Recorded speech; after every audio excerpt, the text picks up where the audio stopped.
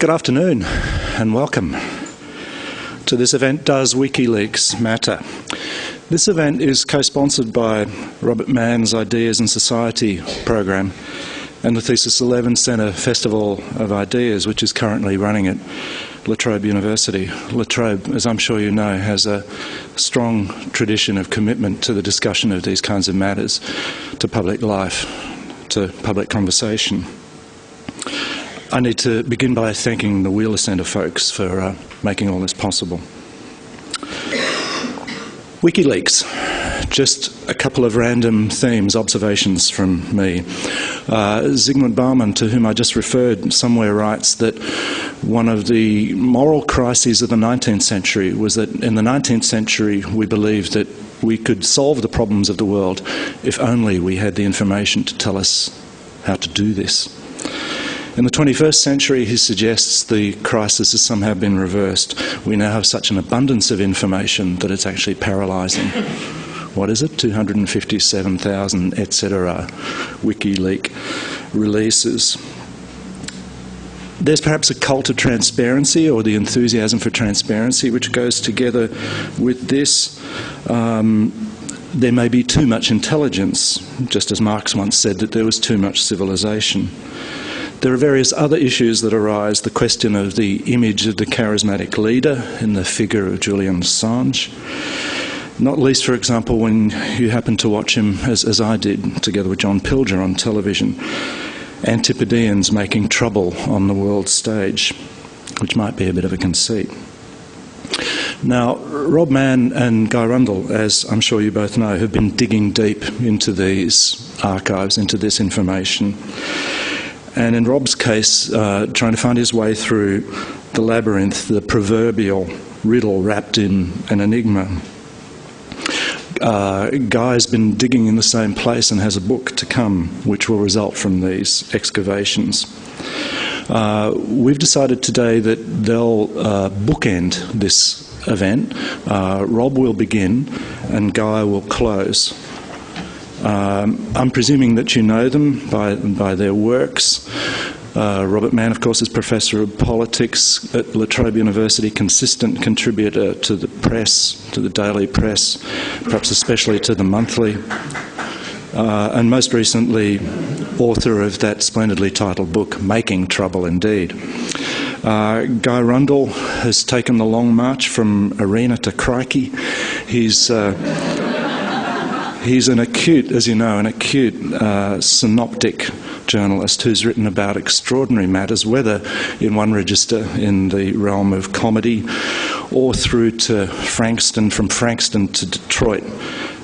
He's still sufficiently old-fashioned with us to yesterday have quoted William Morris in The Age, for which I think we should thank him, but not now.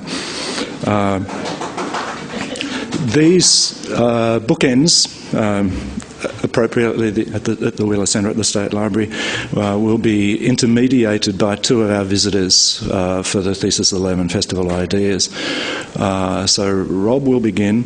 Rob will be followed by Eleanor Townsley, who's Professor at the Mount Holyoke College in Western Massachusetts, who's kindly agreed to be with us today. She'll be followed by Professor Peter Vale, who until recently was Nelson Mandela Professor at Rhodes University and is now the Professor at Large at the University of Johannesburg. Then Guy will take his turn and there'll be some sufficient good time for discussion. But we begin with Robert Manne. Thank you. Thanks, Rob.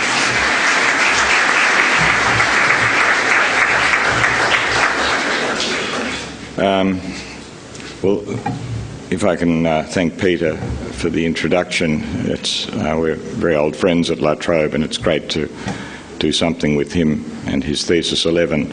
I also thank you all for coming. I'm astonished at the size of the audience, and particularly because football match you've torn yourself away from. As is my wont, when I don't want to get things slightly wrong, I'm going to talk from something I've written. And as I say, there'll be plenty of time for questions. Now, WikiLeaks was founded on the basis, in my view, of two fundamental intellectual discoveries. The first arose from Julian Assange's long membership of the email listing known as the cipherpunks. The cipherpunks were concerned about the battle between the individual and the state in the age of the internet. They believed that because of two developments, public key cryptography, basically a cryptography that individuals could get hold of, through, and that's second, a software program known as PGP, Pretty Good Privacy, individuals would now be able to communicate with each other in cyberspace free from any possibility of state surveillance. Julian Assange, who was a member of the email list, was the inheritor of this idea: perfect communication without danger of state surveillance, but he was not its source. It came from the cypherpunks. The second discovery, which makes WikiLeaks, was Julian Assange's alone. From the possibility of unbreakable communication between individuals, he devised a revolutionary strategy based on the relations that might be created between whistleblowers across the globe and WikiLeaks, an extraterritorial organisation that he created. It seems strange, but only a few years ago. He regarded both states and business corporations as conspiracies maintained by their monopoly of communications in the fields relevant to them. They could, he wrote, be throttled, his word, if the conspirators lost confidence in their ability to communicate with each other in secrecy. In previous ages, conspiracies had been challenged by kidnappings or assassinations. In the age of the internet, they could be challenged, he believed, by insider leaks. At the core of WikiLeaks, then, was this single thought: if those privy to the work of the conspirators inside states or corporations were able to leak their documents without fear of discovery, and if these documents could then be published to the world in the clear light of day, the conspirators would lose their capacity to maintain their clandestine communications with each other. Their conspiracy would be crushed. Assange clearly believed that some states and some corporations were more corrupt than others. Because of the existence of WikiLeaks, in the struggle between the more and the less corrupt states and corporations, the more worthy would triumph, the less worthy would be exposed, so he believed. This thought amounted to what I call political and corporate Darwinism, the survival not so much of the fittest, but the best. The kind of revolution Assange envisaged did not rest on new political or economic arrangements, so far as I can see, but on the emergence of a new moral order. WikiLeaks is often misunderstood. At its origin, it was not primarily an anti-American organisation. Although it was strongly opposed to the authoritarian tendencies of the Bush administration, it was even more interested in the liberating potential of leaks originating in China, Russia, and the corrupt regimes of Central Asia and Africa. Insofar as it appeared to become an anti-American organisation, it is because of the fact that by far the most important leaks it received came from the American state in 2010, the Afghan and Iraq war logs, and of course the 250,000 cables from the State Department. What WikiLeaks now discovered was the paradox that leaks are far more likely to emanate from the, relatively speaking, more open rather than less open states. It also discovered something that could not have been anticipated at its foundation, namely that it was precisely leaks from the United States that had the potential to galvanise opinion in more authoritarian states. The release of the State Department cables had minimal impact on the reputation of the United States. They played, however, a significant part as a catalyst in the North African uprising of recent months by undermining the reputation, in particular, of the ruling family in Tunisia.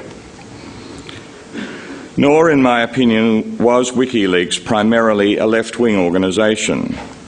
Assange regarded it as vital to its mission that it published authentic documents, including those emanating from conservative people and forces. He was privately rather contemptuous of the conventional Western left, in part because he did not accept its analysis of contemporary racism and imperialism, in part because he believed much of the Western left was narcissistic and self-serving, and in part because among his greatest heroes were anti-communists like Solzhenitsyn, who had challenged the Stalin state. WikiLeaks has now, however, assumed a position on the left, in part because of the enmity it has earned from the United States, in part because once that enmity was manifest, Assange's staunchest and most articulate supporters were to be found on the John Pilger, Tariq Ali left, and in part because in publishing material on the corruption of corporations, WikiLeaks' work aligns itself with one of the central strands of conventional contemporary left analysis. It is on this question, on the question of the corporate power, that he split from the anarcho-capitalist libertarians of the right, who formed the dominant strand among the cypherpunks. The question is often asked, is WikiLeaks a media or a political organisation? Although Assange has recently begun to claim that it is a media organisation, that is purely tactical. If he is indicted by the US grand jury on the charge of conspiracy with Bradley Manning for breaches of the 1917 Espionage Act, Assange's primary line of defence will almost certainly be that WikiLeaks is a conventional publishing house with himself as its editor-in-chief. This is understandable, but in essence false. Assange did not create, in my view, and then devote his life to WikiLeaks to improve the quality of journalism. He gave his life to it, as his fascinating blog entries under iq.org of 2006 make clear, in order to inspire revolution across the globe. If Assange's primary motivation then is revolutionary and political, since the establishment of WikiLeaks in 2006, his steepest learning curve is connected with the question of the media. At the origin of WikiLeaks, Assange hoped that once their authenticity had been verified, mere publication of the documents sent to WikiLeaks was all that would be necessary for the cleansing capacity of the truth, which he puts with a capital T, to have its effect. The first document WikiLeaks published concerned Somalia. Assange believed that it would be seized upon and analysed by thousands of Somalis languishing in the refugee camps and have, as a consequence, an immediate and galvanising political impact. More generally, he had been inspired by the Wikipedia movement to which millions had contributed. He thought that the documents secretly delivered by whistleblowers to WikiLeaks would be subject to collective analysis in a similar way. At this time, he hoped that the publication of leaked documents concerning state and corporate malfeasance and corruption would not require the participation of the mainstream media. Assange was quickly stripped of his illusions. Neither the interested oppressed populations at that time nor independent analysts in the Wikipedia model offered the kind of penetrating analyses of the documents that he had rather naively anticipated. By 2010, when the massive US contemporary archive was posted to WikiLeaks, Assange understood that relations between WikiLeaks and the most important conventional mainstream media had become unavoidable. if he was to fulfil the promise of maximum exposure to the whistleblowers who sent material to his site. Ever since this decision was made to work with conventional media or press, relations between WikiLeaks and the newspapers chosen, especially the Anglophone ones, the New York Times and the Guardian, have grown increasingly estranged. Superficially, this is a matter of clashing egos. More deeply, it is a matter of incompatible ambitions. The mainstream press on which WikiLeaks has relied is driven by the liberal ambition to bring into the light secret information it believes the public has a right to know. WikiLeaks is driven not only by that, but also by the revolutionary ambition to use leaks as a means of deauthorising and thus crushing illegitimate state and corporate power wherever it exists. Assange and the Guardian and New York Times were on a crash course, and they crashed. During the course of its brief history, WikiLeaks has, in my view, erred in one fundamental way. After convincing itself that the documents sent to it are authentic and not forged, the WikiLeaks commitment has been to publish without further thought. I will call this the WikiLeaks philosophy of publication automaticity. Publication automaticity. Almost all WikiLeaks ethical and political problems have arisen from this category mistake. Nothing has done the reputation of WikiLeaks more harm than the decision to publish unredacted the names of perhaps 300 Afghans who supplied NATO forces with intelligence. Obviously, this placed their lives at risk. The documentary CNN screened a day ago, which I've just read about this morning, yet again proved this point. It remains the key charge brought against Assange in the court of conservative, even mainstream Western public opinion. It was my first thought before I got really interested in Assange against him. Although it is not easy for Assange to admit error, in this case he has.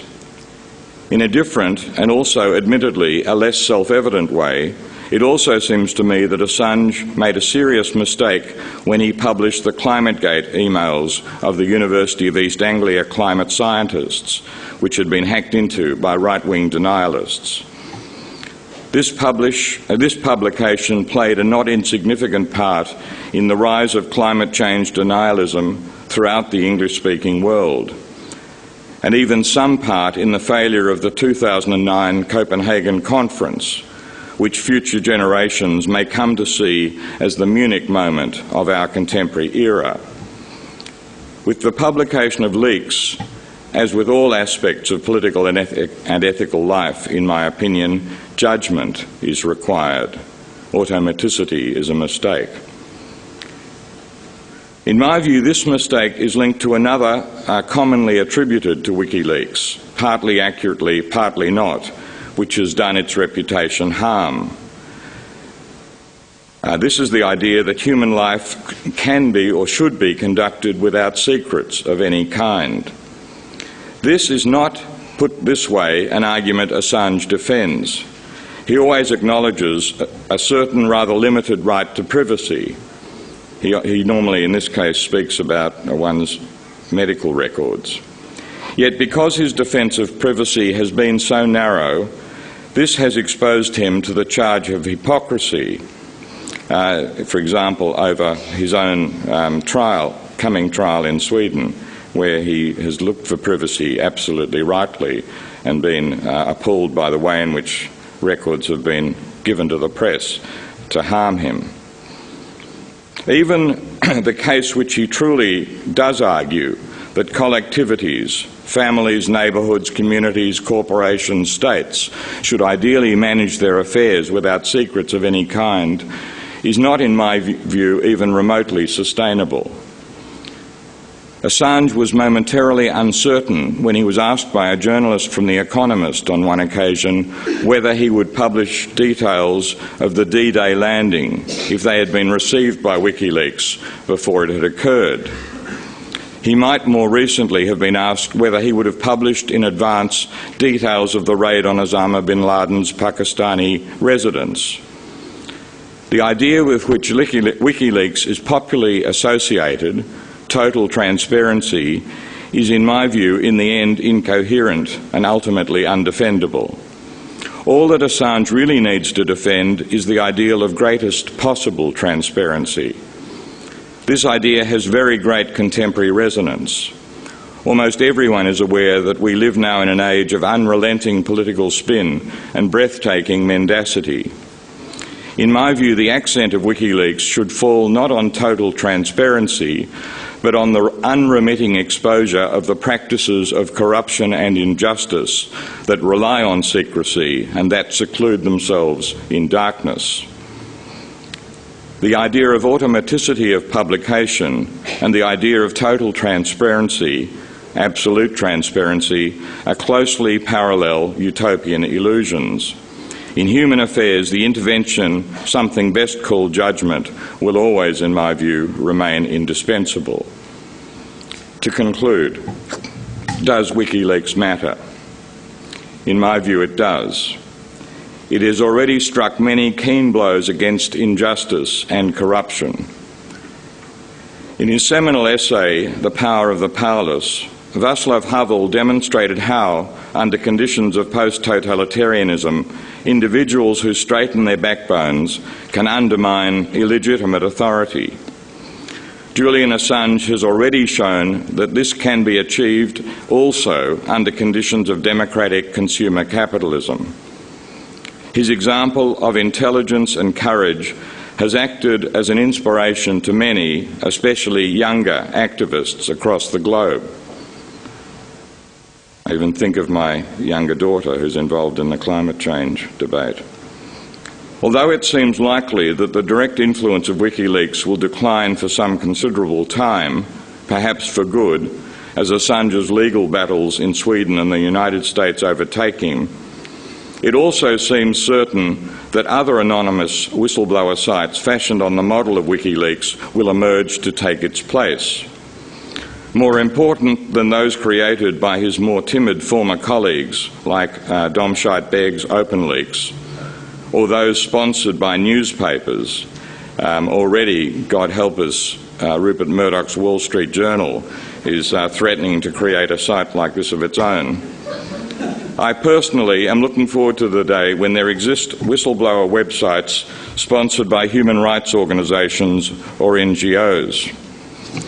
I'm looking forward to the day, for example, when a Bradley Manning in one of the fossil fuel corporations sends encrypted information about her company's climate change disinformation campaign to a site specially created for such a purpose by, let us say, Greenpeace. When this day arrives, it will be due to the astonishing creativity of fellow Melburnian Julian Assange. Thank you.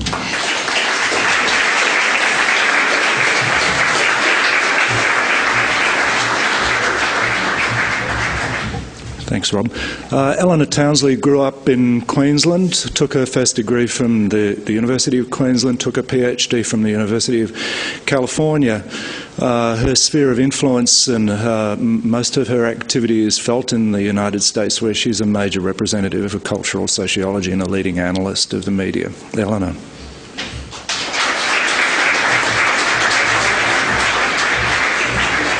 Hi, thanks for that introduction, Peter. It's lovely to be here today, see so many people coming out. It's a holiday weekend, right?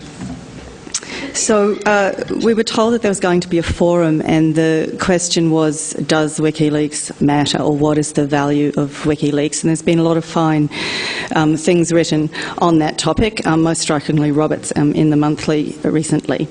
But I guess what's most striking to me here about WikiLeaks is not really the story about our heroes and villains, and not really the story about individuals at all, but I think the institutional story. And the first part of the institutional story that interests me is the way the WikiLeaks site was imagined. So not only the idea to build a way for sources like whistleblowers, like Bradley Manning, to securely funnel information to a central site, but also, importantly, the way the site itself inevitably became imagined as part of a circuit of media institutions in a much larger institutional landscape. And so we see WikiLeaks, of course, forwarding on information to the mainstream press so that it ends up being publicised through regular media channels. And I think that's fascinating because it shows that despite the anti-establishment culture and language of the WikiLeaks project, and despite its stated ambivalence about corporate media, WikiLeaks is nonetheless, or perhaps inevitably, closely connected to the established media landscape. The WikiLeaks project has always really relied on ideas that are central to professional journalism, including ideas about the role of political transparency and good information in democratic deliberation. So that's the idea that people require good information to make good decisions, to know how to vote, or to know how to make good policy choices. So it's in this context, I guess, that I'd reflect on the surprise evinced by Julian Assange and others in the alternative press in the United States and elsewhere at the lack of response to some of the information that WikiLeaks has brought to light. After all, while there may have been some important effects, overall, of course, governments have not tumbled, and it doesn't feel like the world has been made anew, certainly not in the United States. And I guess from an institutional perspective, I would argue that the lack of response to WikiLeaks, certainly prior to the Bradley Manning moment, is only surprising if a traditional model of the media as a somewhat neutral conduit for information is in fact a good description of the way mediated deliberation works in the very highly complex societies we inhabit, which it probably is not. Information typically has effects in the process of analysis, of interpretation, of performance, and in the connection to ongoing narratives. So the thing that I find interesting here is that despite the claims for innovation and newness for WikiLeaks, and it certainly is extremely innovative and new in important ways, it remains the case that the WikiLeaks project, in its conception, is closely tied to very traditional understandings of how journalism and media work, particularly in the Western democracies. So a second part of the institutional story that I would emphasise in this connection is how that very big cache of secure documents from Bradley Manning was slowly processed and publicised in an unprecedented institutional international cooperation or collaboration between 5 major newspapers, The Guardian, The New York Times, Der Spiegel, Le Monde and El País. As The Guardian editor Alan Rusbridger writes in his account of WikiLeaks published earlier this year, and I quote, "One of the lessons from the WikiLeaks project is that it has shown the possibilities of collaboration. It's difficult to think of any comparable example of news organisations working together in this way. I think all 5 editors would like to imagine ways in which we could harness our resources again." So I think this part of the institutional story is also very important, because it shows not only that the functioning of the WikiLeaks site is dependent on quite traditional kinds of journalistic philosophy, that information will in some ways make us free, truth with a capital T, but also importantly that the WikiLeaks project relied on and also helped to produce an unprecedented institutional collaboration of these national newspapers acting together on an international stage in a highly organised way. And I don't think it's a big surprise that WikiLeaks chose to work through print outlets rather than, say, the internet alone, or radio or television. These newspapers are the most elite and prestigious institutions in their respective journalistic fields with enormous international influence. Several are also papers of record of powerful nations, so their collaborative involvement with WikiLeaks lent their authority to WikiLeaks as a source and to the facts that were published. A major consequence of this was that WikiLeaks and its information could not be easily dismissed or sidelined by other powerful national and international actors. And I think this speaks in an important way to emerging understandings of a global civil society and a global public sphere of political communication, political accountability and political legitimacy. All this rests too on a growing sense of an international public, an idea that finds its counterpart in the imagined publics and markets and audiences and masses of an increasingly international social medium. To be sure, an international public has long been imagined, but it is not always easy to summon or to mobilise. In this case, I think it was invoked in a particularly robust and interesting way by the combined authority of these big five newspapers and the large transnational publics to which they address themselves. I mean, at the same time, I would point out they were all European language newspapers, and so although very influential, we're talking about a far from perfect representation or institutional invocation of international publics. So I think once the connections of the traditional project of professional journalism became apparent, and they certainly were underlined by the collaboration of these venerable news outlets in publishing the materials provided by WikiLeaks, then it's not surprising that Julian Assange and the WikiLeaks project have become hero figures for Western journalists who remain committed to investigative journalism and the power of information. It's a project, of course, with which many intellectuals feel sympathy, I think. At the same time, I guess I'm concerned that the fascination with individuals like Assange do tend to direct our attention away from the very interesting institutional story and the very deep continuities that we see between the WikiLeaks imagined project and professional journalism and traditional ideas about the role of information in democratic societies on this new stage. So that's really my 2 cents, and I hope we get back to it in discussion.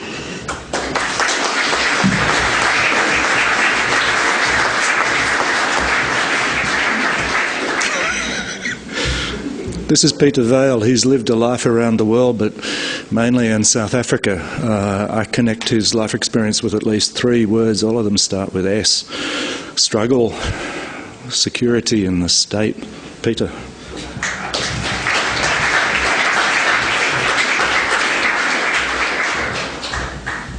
Thank you very much. Don't know what I'm going to do with this.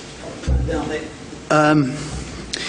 On Saturday afternoon, the participants in the ThinkFest were taken for a walk around Melbourne's graffiti and wall art experience. And in Hosier Lane, near the top, there is a 4 series of panels on Julian Assange. And underneath there, someone has put a paste over of the Madonna and a kind of whimsical, thoughtful man looking at it. And the piece of graffiti reads, something about Mary. And I couldn't help, when I saw this, think of this thought and thinking about WikiLeaks. There's a sort of sense of this is something miraculous that's happening. I want to agree with Robert that WikiLeaks matters. But I really want to approach this from the point of view of what I would call academic disciplinary power and practice.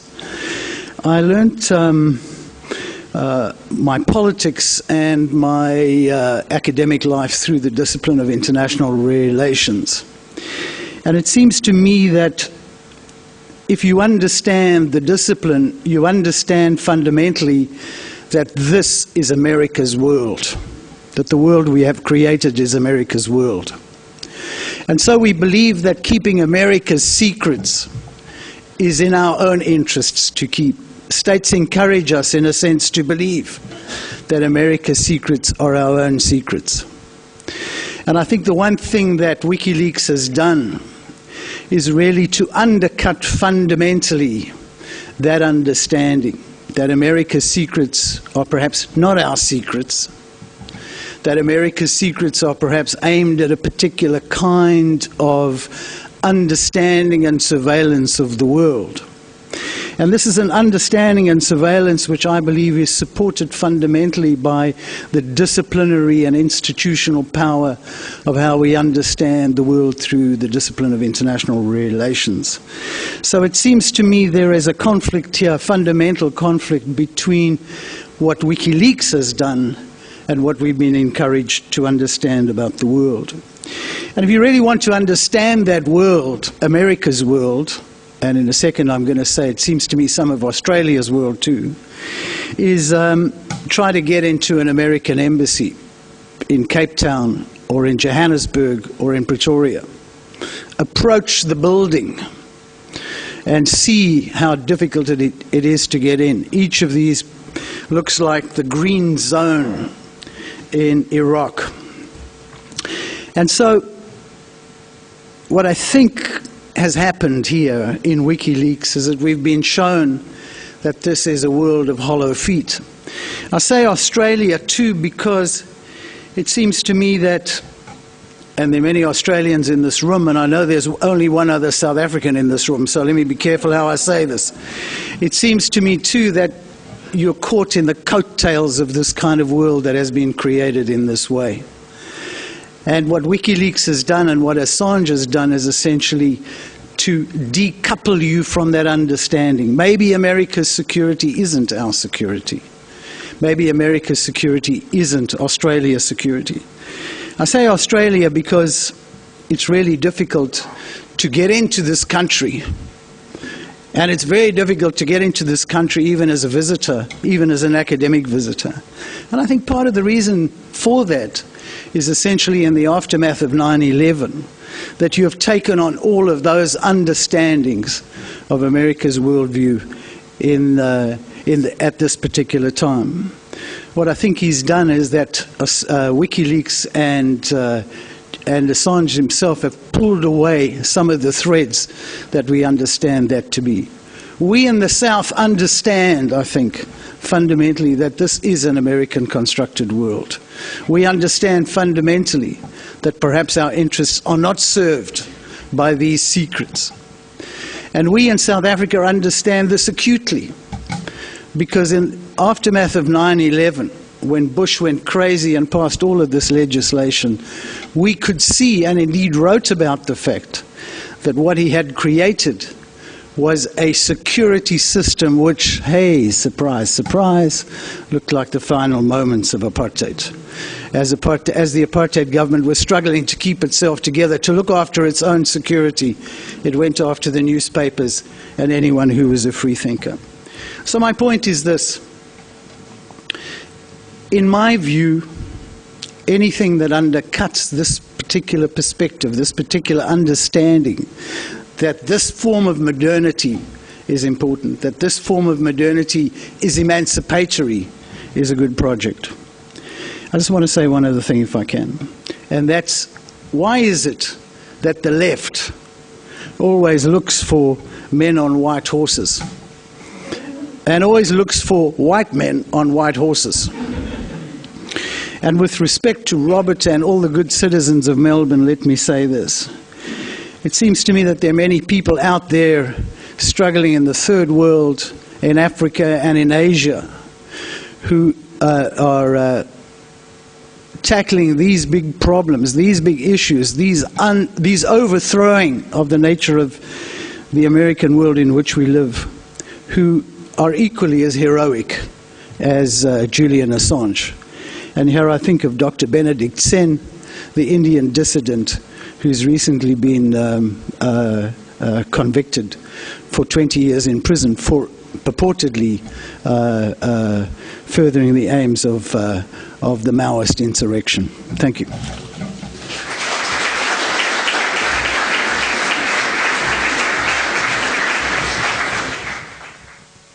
Thank you, Peter. The last word. Go, Rundle.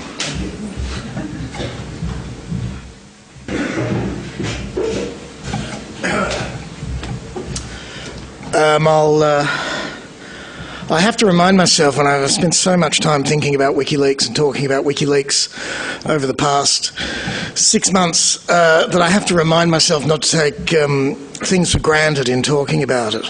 On the one hand, I think unquestionably WikiLeaks matters, has changed the world, has created something fundamentally new, and that it's worth focusing on the single exemplary behaviour and project that Julian Assange has created. I often forget to say, I think, that a lot of this, a lot of what is attributed to a thing called WikiLeaks and to a person called Assange is a far more complex, chaotic and multiple process. A lot of what, in retrospect, looks like some smooth, high-functioning operation has obviously been, when you look at it in any more depth, chaotic from the start, contingent in some ways, and dependent on its good and ill fortune for what is substantially originated.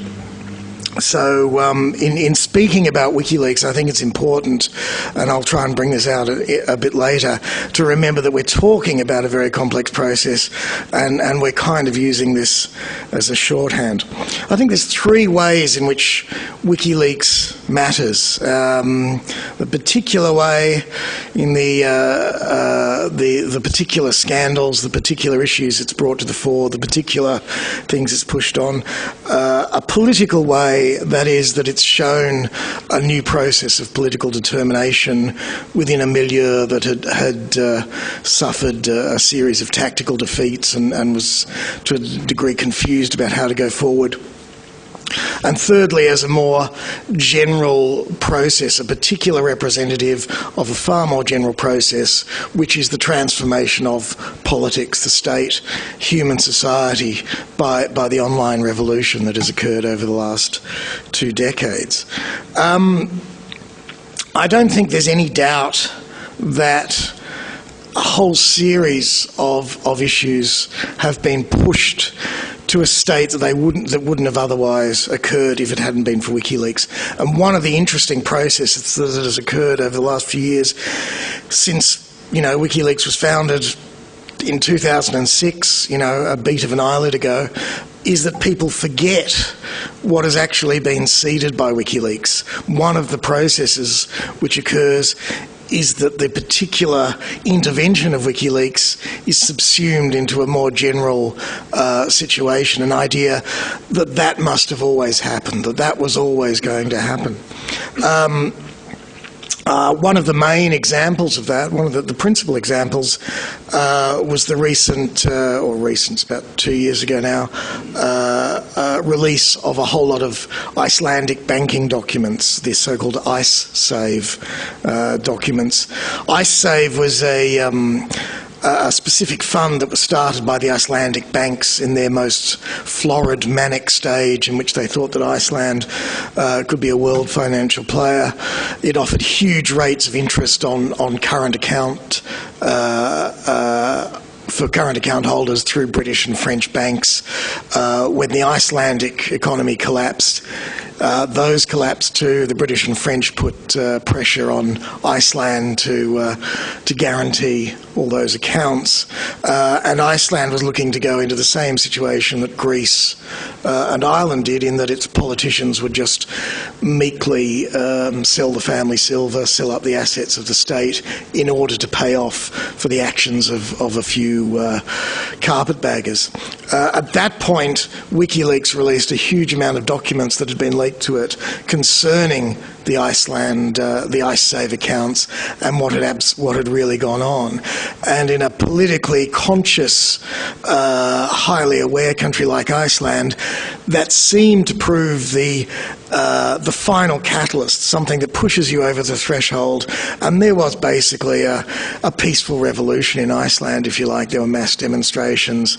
The government fell. A new government was constituted. It made some sort of deals for repayment with the Western powers, but crucially it didn't do what Greece and Ireland did, which was to take a massive haircut.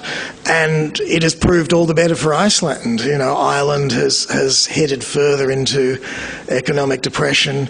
Iceland is doing all right, and recently, in a third referendum, the Icelandic people once again rejected a deal that would see them pay these things off. Now, whether or not they have a moral right to pay these things off is another question, but I think it's unquestionable that what happened there was a particular function, or was contributed to massively by the WikiLeaks effect, and that is that a huge number of documents made it unquestionable that something corrupt had occurred, but equally importantly, made it visible for everybody. So there was no possibility of pretense on either side anymore that we didn't know what was going on, we didn't know what you guys were doing, and we didn't really, we knew, you didn't know, that sort of thing. Everybody knew. It's like, you know, it's like a scene in a farce where the screen comes down and everybody's naked. There is a point of recognition at which something must occur. For the sake of your own political honour, for the sake of your own political being, you can no longer pretend that business as usual can occur. That, it seems to me, in its first stage, its pre-sort of war logs stage, was WikiLeaks at its best. And there were half a dozen sort of scandals like that of varying magnitudes. What was important in this sort of way, I think, was an innovation in WikiLeaks' approach, which Robert touched on to a degree, initially as a failed approach, which was that they would release mass numbers of documents and they would then hope that people would wiki-interpret them, spread them around, and that this would create a catalyst effect whereby people would rise up. In the IceSave situation, they began to realise that working with more traditional media organisations and also sharpening, synthesising the material would also help. So, in fact, Icelandic state TV did take up this material very substantially and broadcast a series of documentaries on this. So it is that quantitative innovation combined with the synthesising process of interpretive media that of itself creates something more than an old whistleblower. It's something more than the old idea of the smoking gun effect. You know, the smoking gun, the one document that shows that that something bad is going on. I don't know if people remember this in the sort of the era of the sort of Ralph Nader's struggle against the car companies and their building unsafe cars. There was a document that Ford had circulating in its internal business, which was about the Ford Pinto. And the Ford Pinto was a car that had one minor problem, which was that its petrol tank would sometimes explode if another car hit it at very low speeds. And there was a document in which someone had calculated how many of this could happen, how much they would have to pay out, Ford would have to pay out in terms of wrongful death suits and that sort of thing, for it to be worthwhile for them to continue to produce the Ford Pinto with an exploding fuel tank. Now that's your archetypal smoking gun, because instantly, someone has really just set it out as a series of accounts.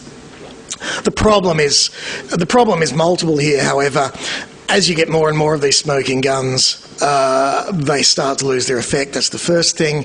The second thing is, when you no longer have a more contestatory political culture that you had in the 3 decades following the Second World War, when people have become more resigned to large power structures, then people actually don't want to hear about those smoking guns, because all it reminds you of is your powerlessness. It reminds you that you can't do anything. So they don't want those individual stories and crises, but when you have a large amount of material and it's handled in the right way, something happens.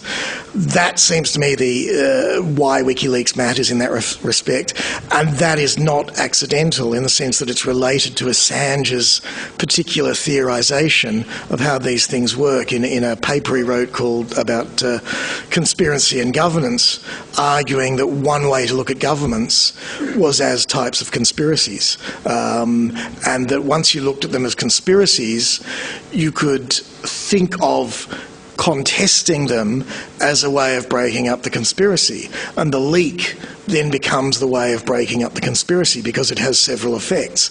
A leak, if you can encourage leaks by a safe site like WikiLeaks, which allows people to leak information without it being a suicidal mission, then the leaks change the ratio of information between the inside of the conspiracy, the state, and the outside of the conspiracy, the rest of us. They introduce mistrust within the conspiracy because everybody's looking around and going, well, who's leaking? Are you leaking? Are you leaking? That sort of thing. The conspiracy must then spend energy on its own, on limiting the leak from within its own processes, so its own internal security, rather than on what it's doing to the outside of the conspiracy, which, you know, oppression or wars or things like that. And ultimately and finally, the conspiracy has to break itself up. It has to split itself into different parts. So in a dictatorship or an oppressive regime, that becomes, you know, a process of playing people off against each other and that sort of thing. And you can see, you know, in history that is often the end game, the final stage of an oppressive regime. In a more democratic, open, semi-open society like a US government, it becomes a process of introducing classification systems, secret, top secret, that sort of thing, and multiple spy agencies. The idea is then to force the conspiracy to be less effective by splitting itself up than it otherwise would be if it was totally internally open. So in that respect, I think there are many sort of critiques you can make of that and in a longer session. But what is important to realise, I think, about WikiLeaks is that this wasn't an accident. It wasn't stumbled upon. It was a process of one person thinking out a particular political dilemma in the 2000s, which was the rise and fall of the anti-capitalist globalisation movement, and the particular limits that it had faced challenging repressive state powers in what we used to call the Third World. Assange famously went to Kenya for the World Social Forum, which was the sort of the social movements sort of opposite to the World Economic Conference, the Davos sort of Uber conspiracy, if you like.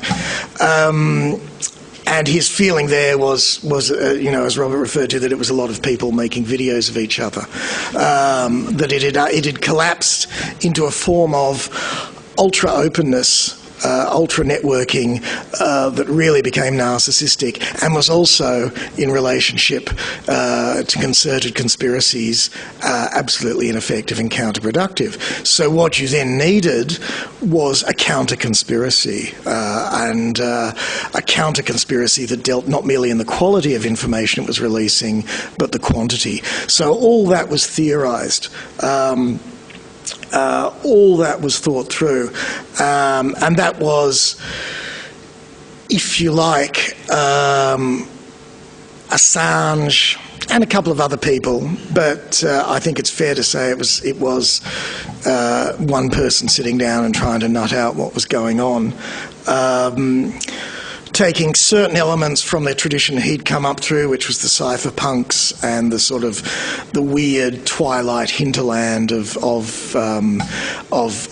late 80s political hacking, teenage sort of political hacking, and that sort of world, which really didn't have a lot of baggage of the old left, or the sort of debates that were going on as the old left became the new left, became the new left, became the capitalist anti-globalisation movement, and so forth and so on. However, in terms of the radical individualism, even the atomisation of that movement, I think Assange then took on something of what was coming through on the other side of these mass global social movements, which were trying to look for ways to work collectively and to make an impact that was more than simply bearing witness, that was actually such a punch that it made a categorical shift in power. I've always been interested in the fact that Assange has long said that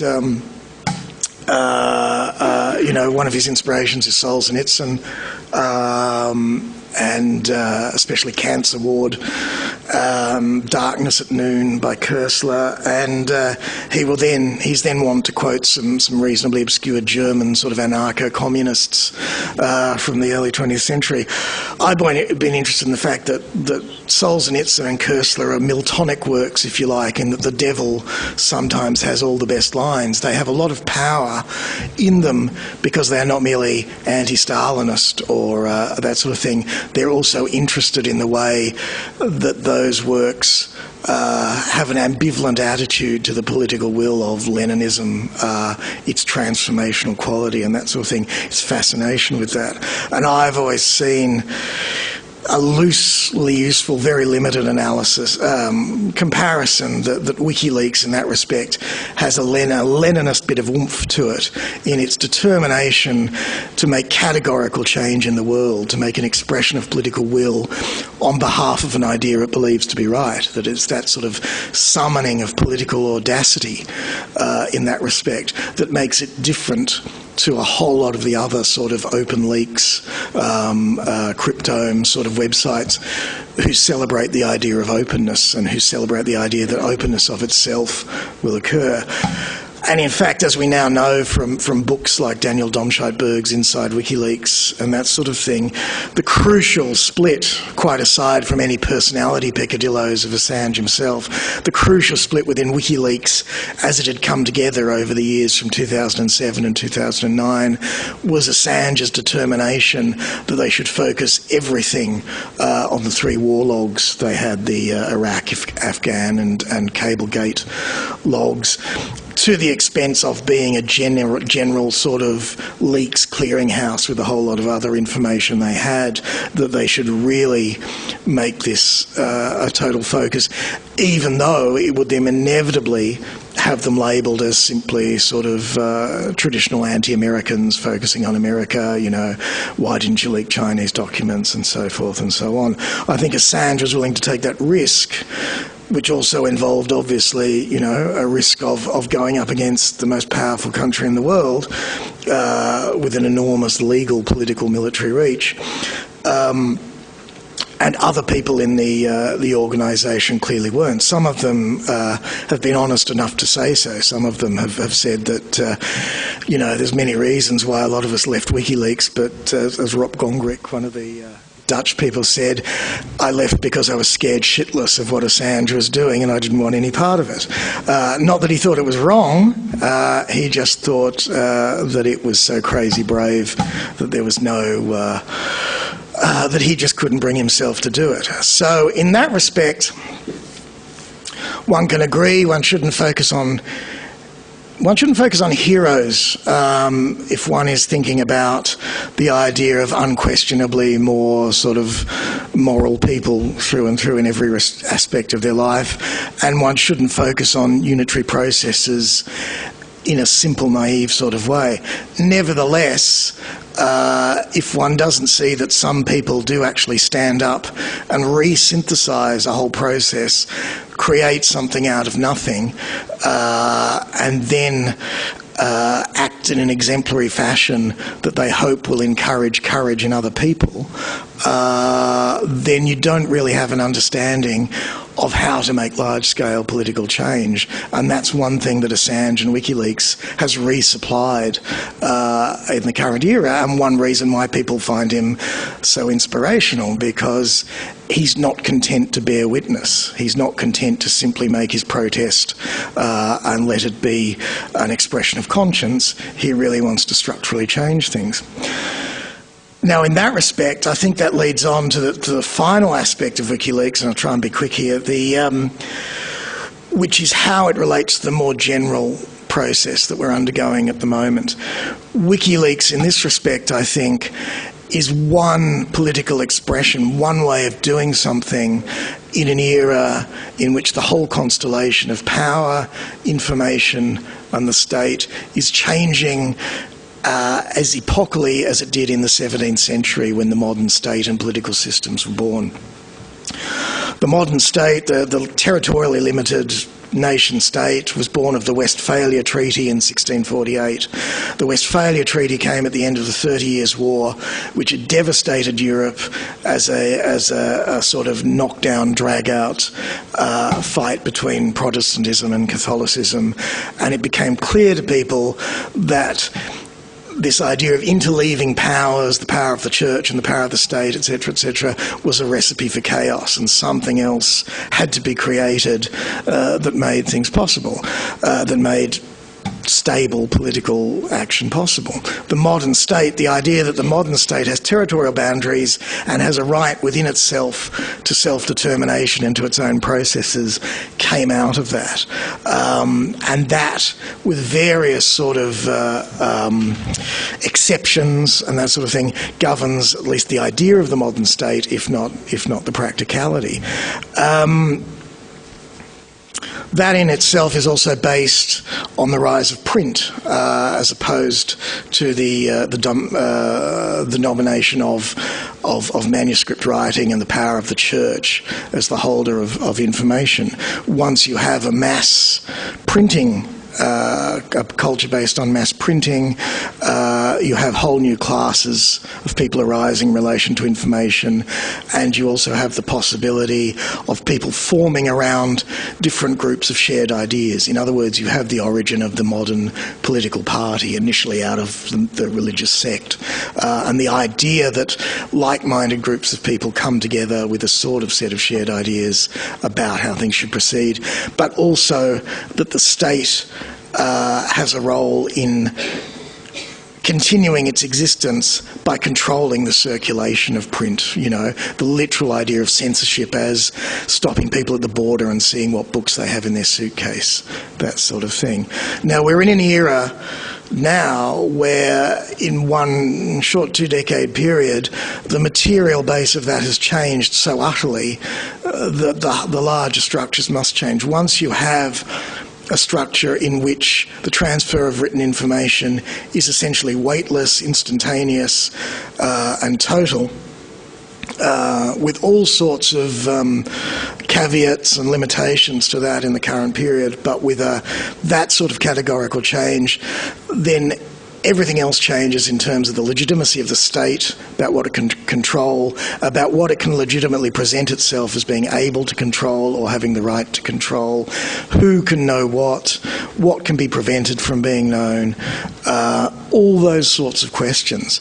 The point of that is that it's no longer possible for us to not ask those questions.